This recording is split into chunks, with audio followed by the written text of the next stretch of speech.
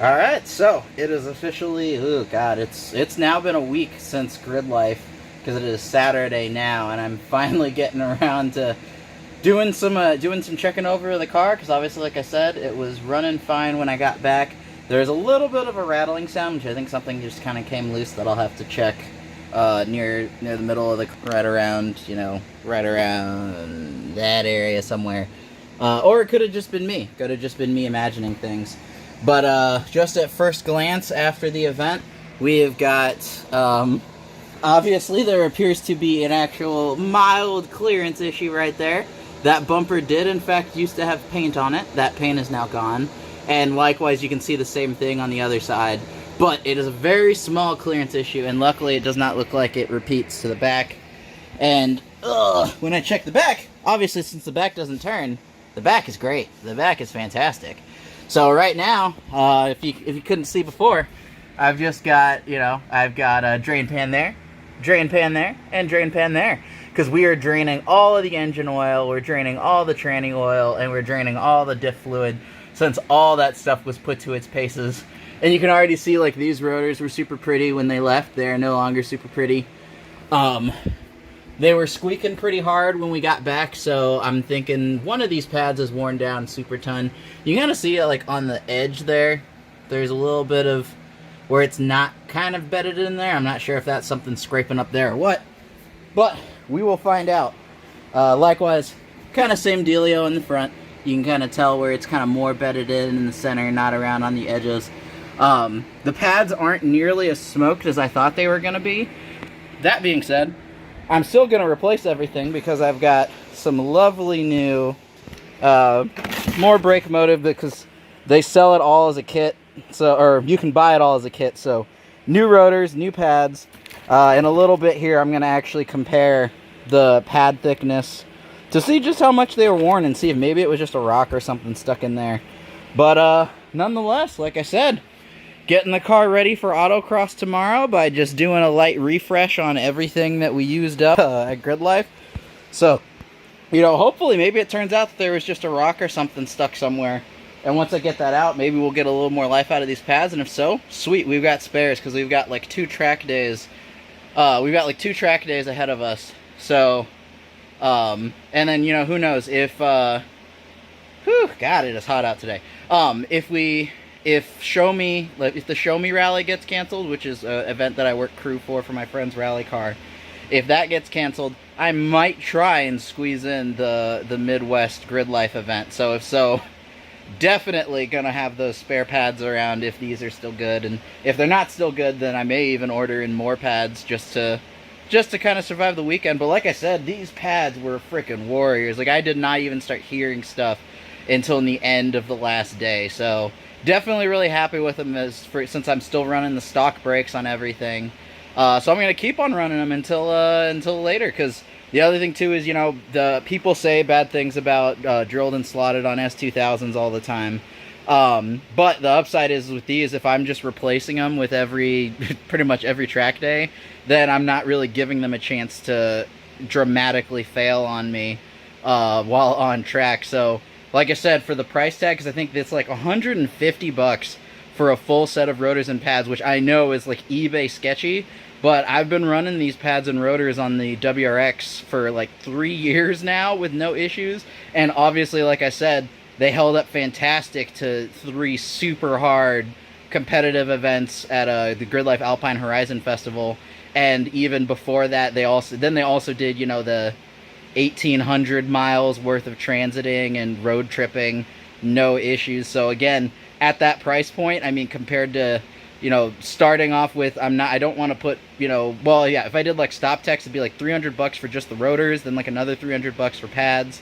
So it's like, if I just replace these every quarter, it's still the same price, and likewise even cheaper, because like I said, these rotors are actually probably good, so I'm going to keep them around as spares when I put these new ones on, so I'll have more rotors.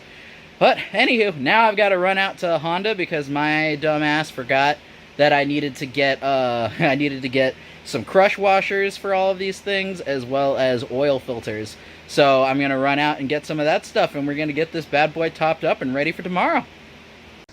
So, So, it actually turns out the pads are in pretty decent condition, all things said and done. Like, you can actually see, they actually have, oop, gotta get that up to, you know, I'm gonna switch cameras to make it a lot easier. Yeah, you can see there's actually still a decent amount of pad left on these guys. So, again, huge shout out to Brake Motive for these things really held up, because now I know they didn't even wear out. But that being said, I figured out that my problem was related to these little guys. So this is the bracket hardware that, you know, goes onto the bracket up here that comes with it. And one of the things that's kind of a little annoying that I didn't figure out is that, so there are these little tabby tabs, and you can see how this one's a square, and this one is all kinds of heat treated and fucked up.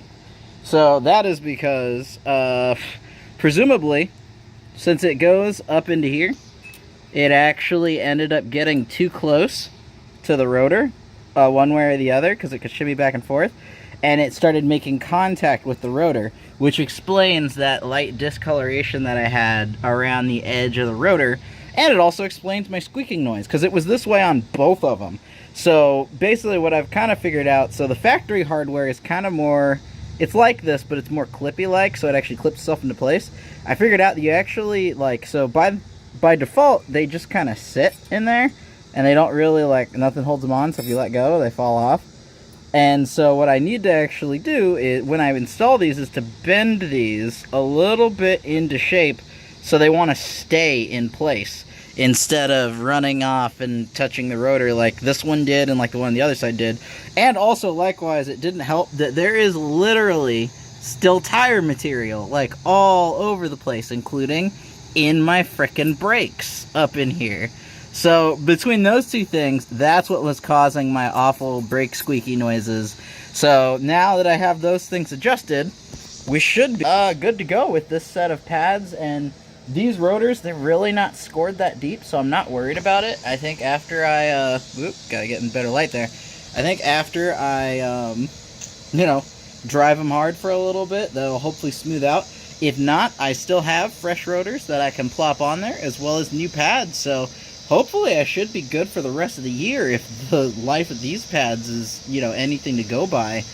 But that being said, we'll see, because like I said, if Show Me gets canceled, then I will be doing even more track time, which will probably smoke this set of pads completely, instead of only mildly smoking them like it turned out. So again, huge shout out to Brake Motive. These things are pretty awesome, minus the weird kind of cheapy hardware. So some bonus footage, just so you can kind of see how, like, look at that. So some of the tires did actually get smoothed out a ton from the drive back. Like, especially the rears actually look pretty happy, but the fronts that did all this work, you can see all the car. And some of this isn't even just that the tires were worn down. Like, this is the tire being worn down right here. Some of it is other people's tire caked onto, like, you can kind of see the texture to it. That's other people's tire melted onto my tire, and you can kind of see some other stuff there. But yeah, also it's kind of fun. You can see that you know, when I was driving, obviously I was using all of the tire except for because this is, you know, this is the outside of the wheel on a front wheel, and you can see that I was obviously using pretty much almost all of the tire when I was driving on track. But the drive back, I wasn't using the outside edge at all, which is why the outside still looks like this, whereas the inside is way more smoothed out. So that's just kind of a cool little fact there, where it's like, again, if you don't track your car, then this is what you'll be doing to your outside tire tread. Or rather, this is what you won't be doing. You won't be using this outside edge of your tire at all, whereas on track, I was definitely using it. And also, likewise, I was going to toss in just the fact that, look at all of, that's all just more melted tire all up inside the barrel. This is